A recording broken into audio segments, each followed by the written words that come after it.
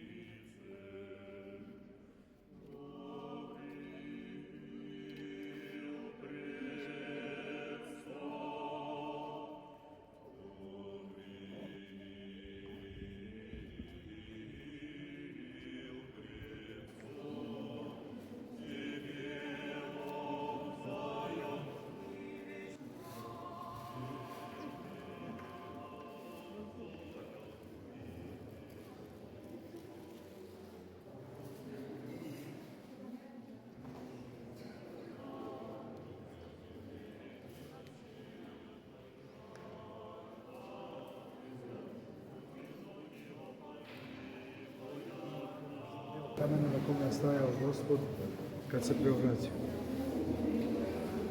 On je u oltaru, ali je isečen, pošto vernici ne mogu da ulaze u oltar, on je isečen izneti ovde da može da se celina.